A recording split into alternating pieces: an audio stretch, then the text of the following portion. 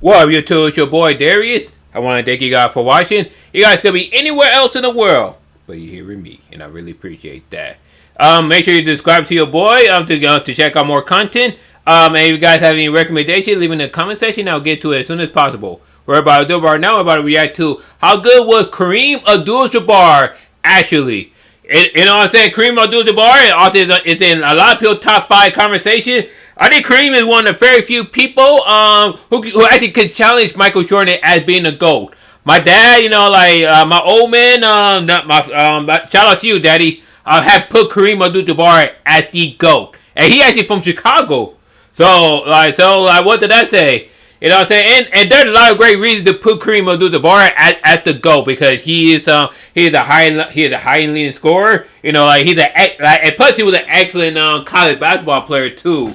So his career had always been consistent since high school.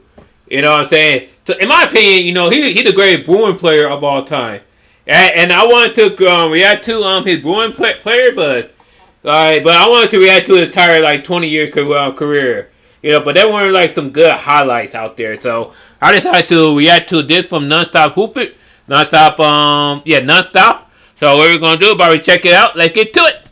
Hall of Famers Julius Erving Dr. and Isaiah Thomas recently said that Kareem Abdul-Jabbar is the best NBA player ever, and not Michael Jordan or LeBron James. Yep, People have that's a good reason. Because Kareem has arguably the greatest resume in NBA history, yep, and had the most unguardable offensive move ever. Here's a retrospect of Kareem's storied career, where we'll try to answer, is he really the basketball GOAT?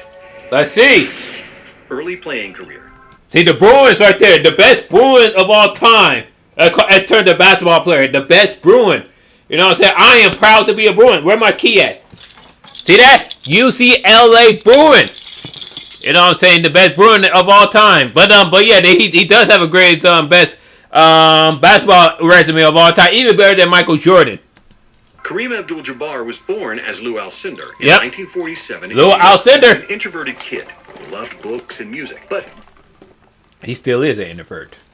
Basketball became a logical choice because he was by far the tallest kid of his generation. At the age of 13, Alcindor was already dunking, which turned him into a known guy in all 5 boroughs. He enrolled at Power Memorial High School and led his teams to 95 wins in 101 games. Wow! So he lost only 6 times. At that point, he became a star on the national level and the #1 recruit in the country. Then he opted to go to UCLA and play under Coach John Wooden. That's right.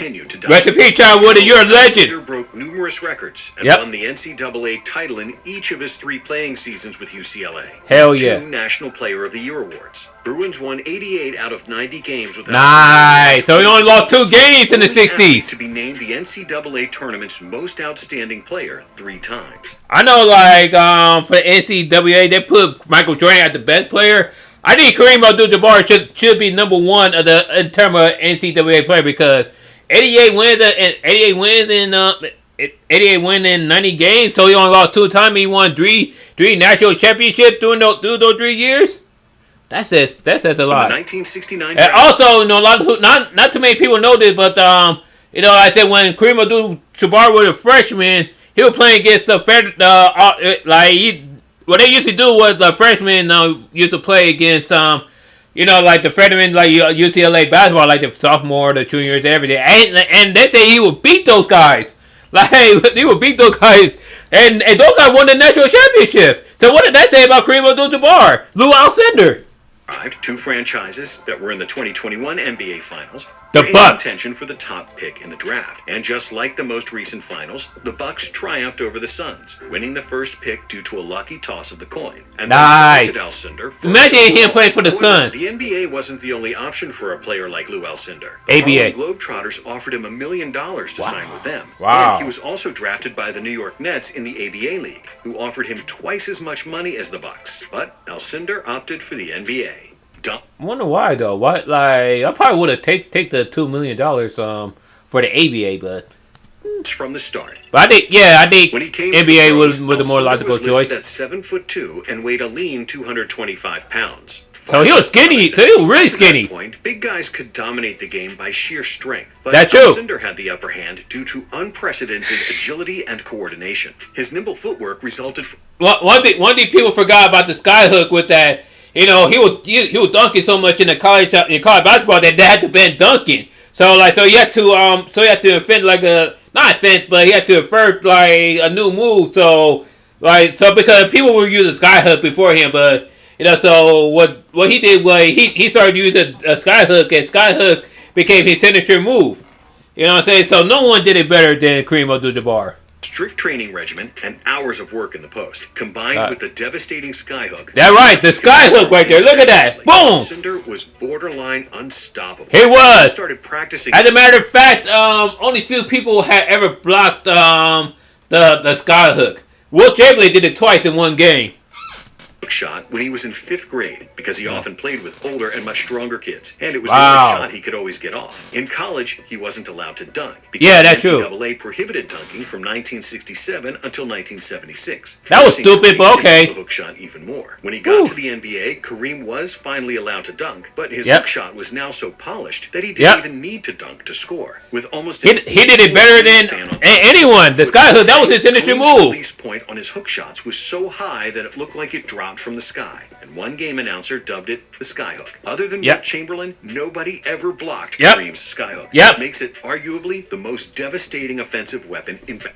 You know what? I know a lot of people put Kareem at the GOAT. I personally would put Wilt Chamberlain over Kareem, just because Wilt Chamberlain had the stats, the strength, he just had the skills, you know what I'm saying?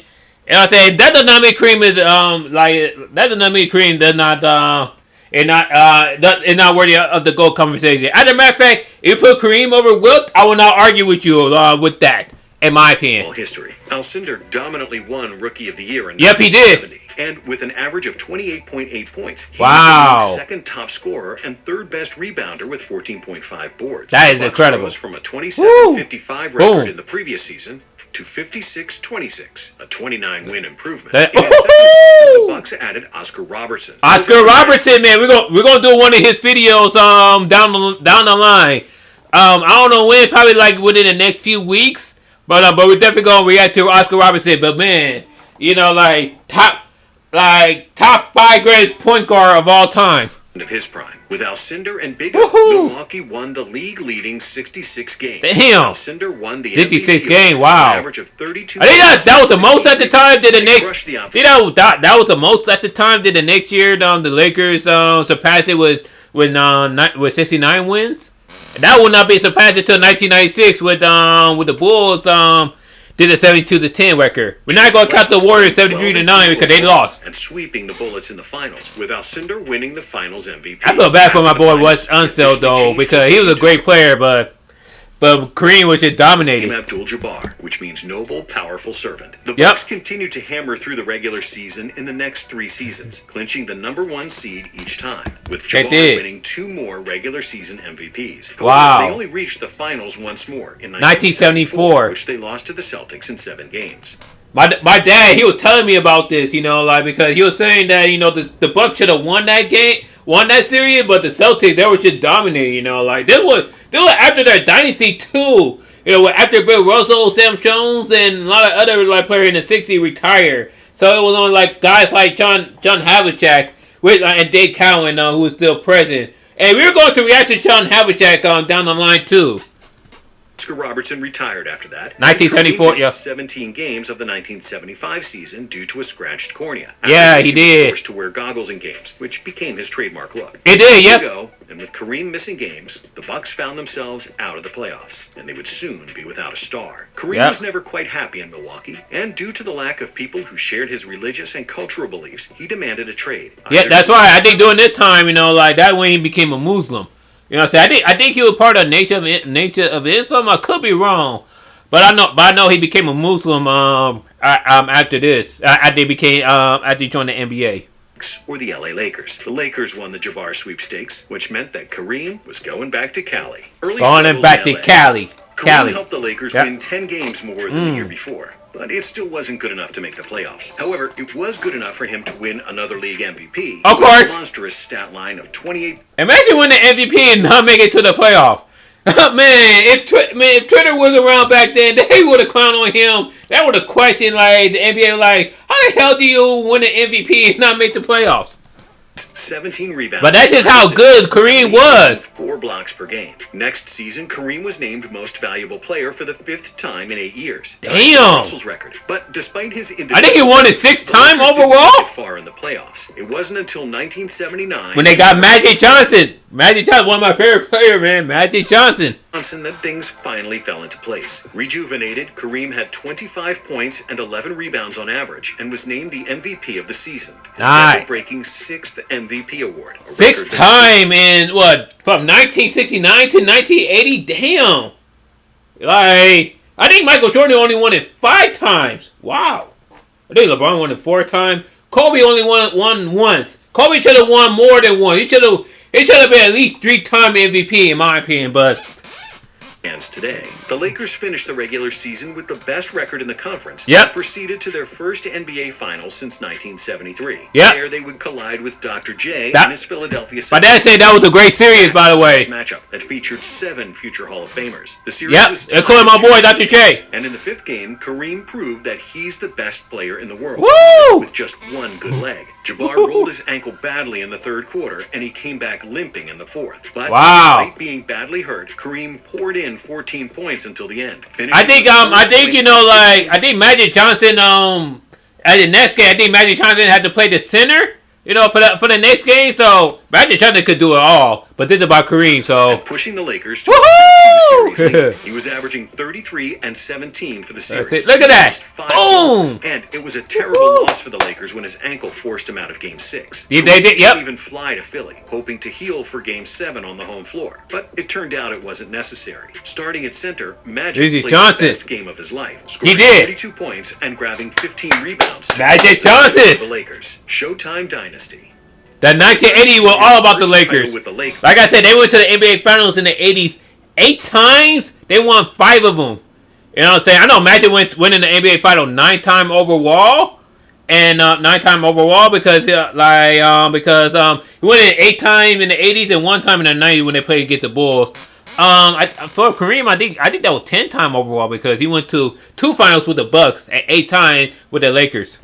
That's incredible. Jabbar was 33 years old. He had won 6 MVPs, 2 scoring titles, and was a 4-time blocks leader. He wow! All NBA and the All-Defensive Team every season, and up to that point, he averaged 28 rebounds. Even when Kareem was going out in prime, he was still dominating per game. In short, he was the best player in the game.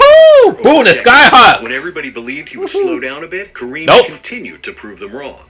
So basically, he was like LeBron before LeBron. On the court, in terms of longevity. At least 20 points for the next 6 seasons. He remained in remarkable shape, and even in his late 30s, he was trim, muscular, and able to play over 30 minutes per game, at an age at which the vast majority of players would already retire. That's true. He played for 20 years. Martial arts in the late 70s to improve his flexibility, and he swears that it was the key reason for extending his career. During the 80s, Jabbar and the Lakers appeared in the finals every year except 1981 and 1986. And no 2 times it was the Rockets. Both times with the Rockets. In 1981, I think that was Moses Malone. And in 1986, it was the young Hakeem Olajuwon. Lost in the conference finals, led by Magic, Jabbar, and later James Worthy. We're gonna do a James Worthy video down the line because he is mad underrated. And because they brought the show every night with flashy moves, swift pace, they were so flashy. The Lakers won another title in 1982, again defeating the 76ers. But Philly returned the favor next year with Moses Malone. They got swept that year. Los Angeles lost in the finals in 1984, too. Damn. This time against the Celtics in 7 games. Damn it. In 1985, the Lakers played Boston in the finals once more. Woo! They lost Game 1 with the score of 148 to 114. Damn. The game will forever be remembered as the Memorial Day Massacre. The Lakers got humiliated, and it seemed like the title with Jabbar, who was 38 at the time, and he played poorly in Game 1. But just when everybody wrote him off, Kareem played the best basketball 138 years old. That pass! That Kareem was dominating. Look at Kareem. Run the floor like that shot. And dominated with 30 points, 17 rebounds, 8 assists, and 3 blocks. It was probably Kareem's game wearing purple. The Lakers would win the game 109-102, and they'd managed to close out the Celtics in 6. Kareem averaged 25, 9, and 5 5 for the series and was deservedly named the Finals MVP. Yes, he was. 15 years after winning the Finals MVP with the Bucks. 15 years? MVP. 14 years. Oh, 14! Wow. MVP with the Bucks. He's still the. I thought he would have won more Finals MVP than that. Finals in each of Kareem's last 3 seasons. In 1987, they defeated the Celtics, and yep. the 40-year-old Kareem was still highly productive. Wow. 22 points. See, Magic Johnson won a Final MVP that year. Title in 1988 against the Pistons, who then avenged that loss in the 89 Finals. Where they got swept. Then finally caught up with Kareem, who was 42 years old at the time of his retirement. Damn. Legacy.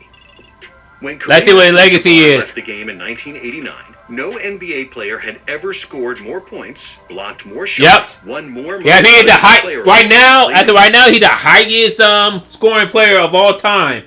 As of right now, like he had I know he had almost 40,000 points. Not exactly 40,000. I can't think of it off the top of my head. You know what I'm saying? LeBron could possibly pass that record down the line. Will he?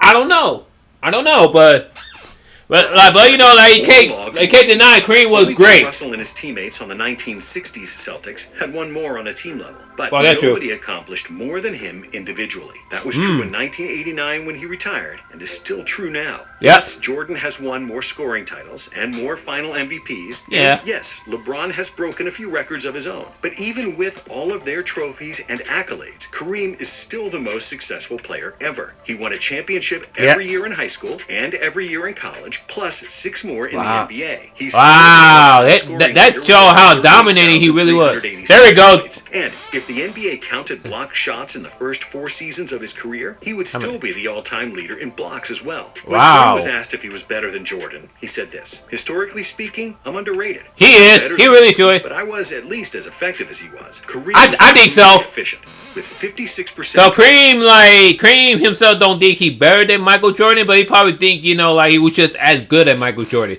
Yeah, ask Will Chamberlain. Will Chamberlain was like, man, like, Will Chamberlain was like, what? Man, Michael Jordan can't beat me. Man. Shooting from the field and super effective on both ends of the court. He was a great defensive player and a great offensive player. And one of the most prominent activists for He always stood up for Black Lives. Black Lives Matter. 30 years on and off the court. And that's why his name has to be mentioned in every GOAT conversation. He should be on everyone's top 5 list. Everyone top 5. He on my top 5 list.